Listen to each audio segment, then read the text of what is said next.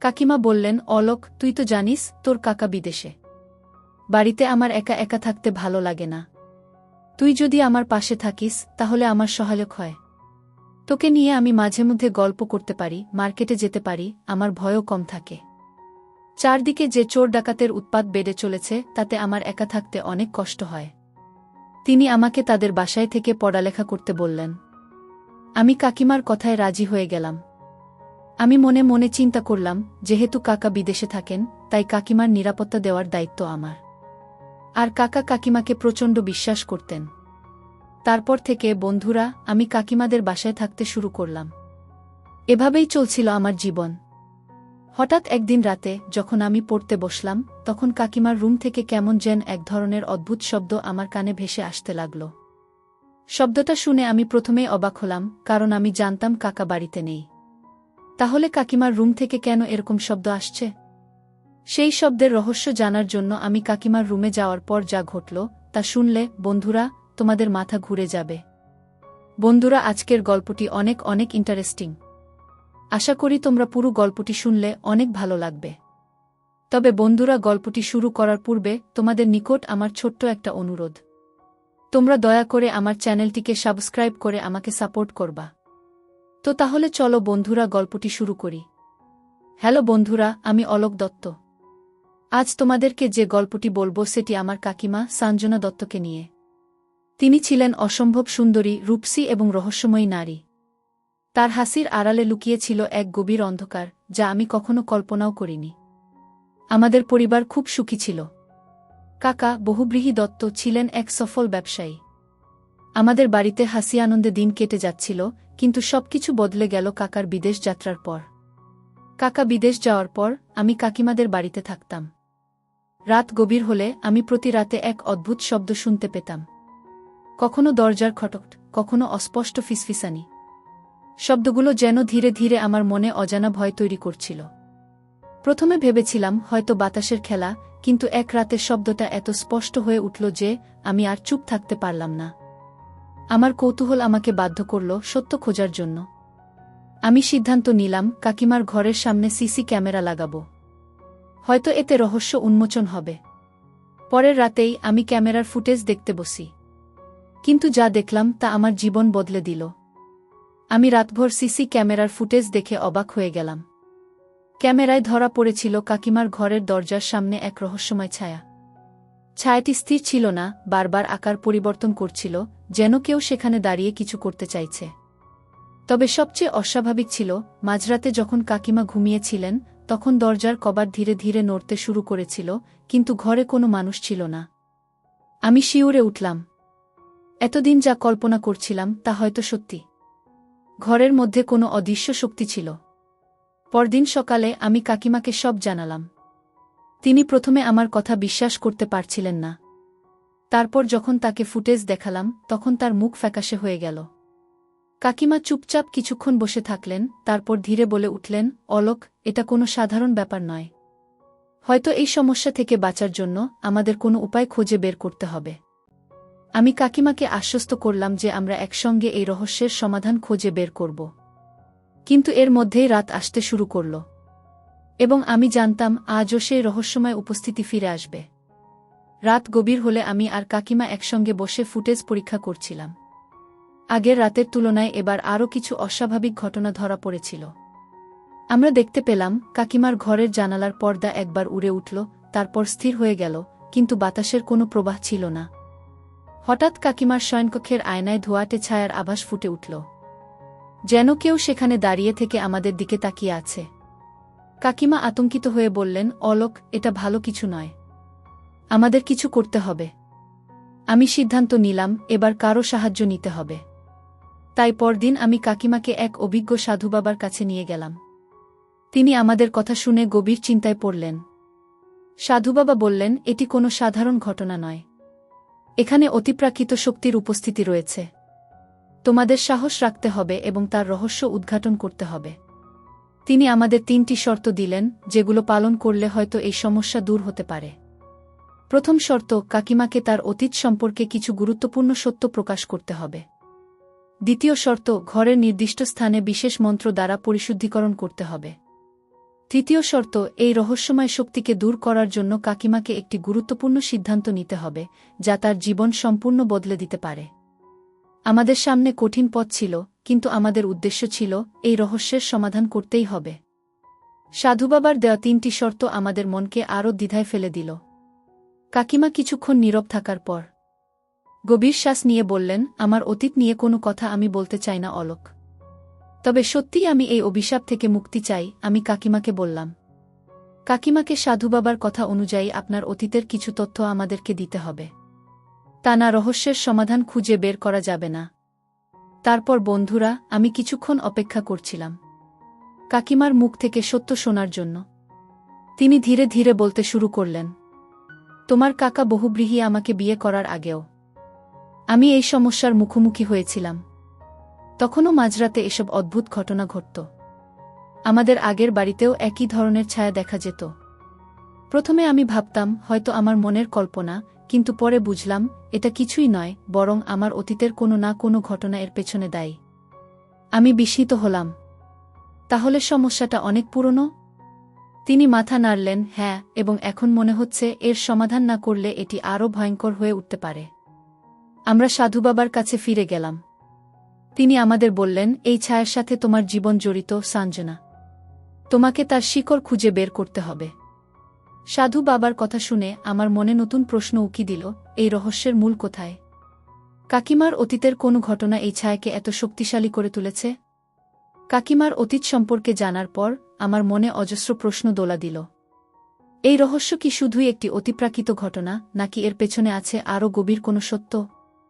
আমি সিদ্ধান্ত নিলাম আমাদের আগের বাড়িতে যেতে হবে। হয়তো কাকিমার স্মৃতির সাথে কিছু যোগসূত্র পাওয়া যাবে। কাকিমা প্রথমে দ্বিধায় পড়লেন। অলোক, আমি চাই না অতীত আবার ফিরে আসুক। আমি তাকে আশ্বস্ত করলাম, এই রহস্য সমাধান করতে হলে আমাদের সেখানে যেতে হবে।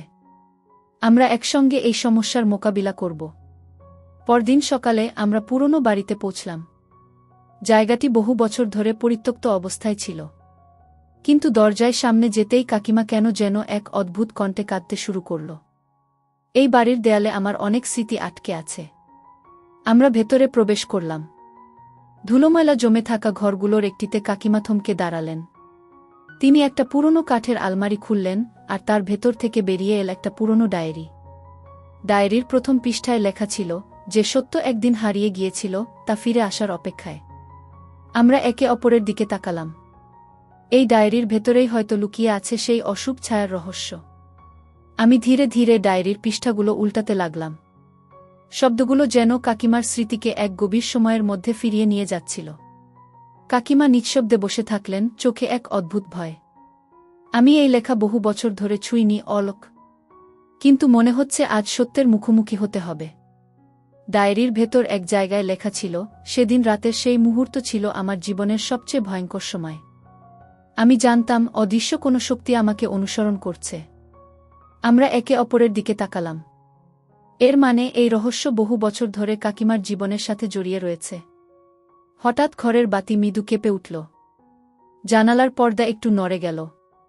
আমি যেন অনুভব করছিলাম কিছু একটা আমাদের উপস্থিতি টের পাচ্ছে। কাকিমা ধীরে ধীরে বললেন, অলোক, যদি এই রহস্যের সমাধান করতে চাও, তবে আমাদের প্রস্তুত থাকতে হবে। এখন থেকে আরও ভয়ঙ্কর ঘটনা ঘটতে পারে।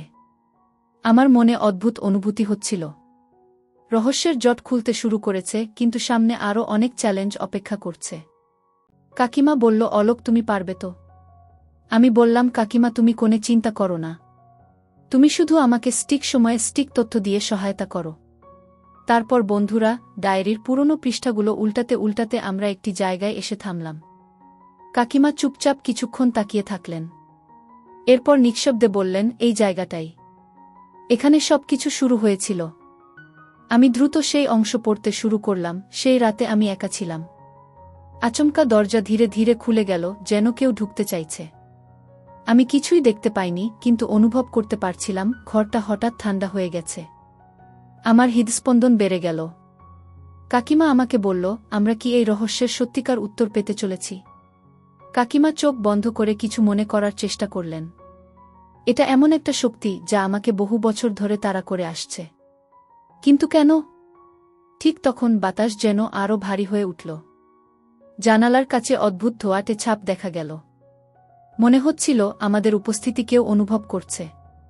আমি কাকিমাকে শক্ত করে বললাম, আমরা একসঙ্গে এই রহস্য সমাধান করব। এখন আর পিছু হটার সুযোগ নেই। কাকিমা অজানা আতঙ্কে চুপ হয়ে গেলেন। তার চোখে কেবলই এক অস্পষ্ট স্মৃতির ছায়া ভেসে উঠছিল।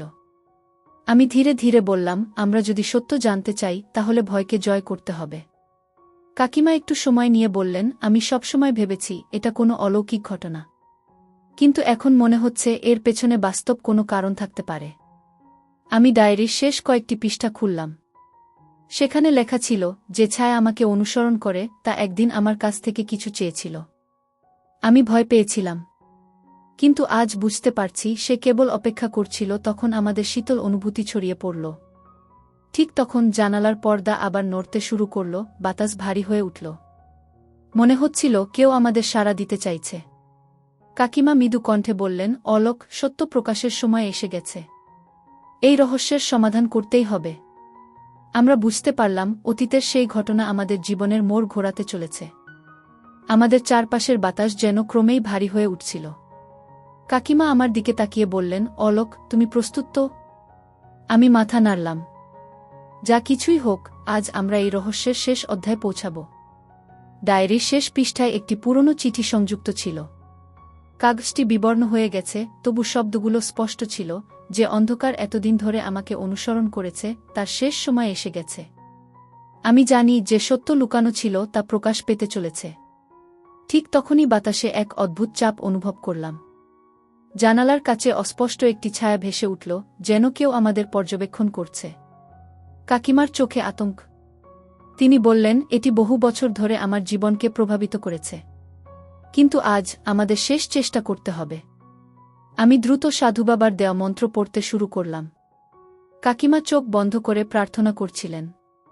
ধীরে ধীরে বাতাস স্বাভাবিক হয়ে এল। জানালার ছায়াটি মিলিয়ে যেতে লাগল। মনে হচ্ছিল যে অশুভ শক্তি এতদিন আমাদের তাড়া করছিল তা ধীরে ধীরে বিদায় নিচ্ছে। কাকিমা আমার দিকে তাকিয়ে বললেন, অলোক, আমরা পেরেছি। এই মুহূর্তটি ছিল এক নতুন সূচনা। সেই রাতের পর আমি আর কাকিমা অনেকক্ষণ নীরব ছিলাম। চারপাশের পরিবেশ যেন হঠাৎই স্বাভাবিক হয়ে উঠল। অশুভ শক্তির চাপ আর ছিল না, বাতাস হালকা এবং মুক্ত মনে হচ্ছিল। কাকিমা এক দীর্ঘশ্বাস ছেড়ে বললেন, অলোক, আমরা সত্যিকারের মুক্তি পেলাম। আমি হাসলাম। এটা আমাদের একটা নতুন বিজয়।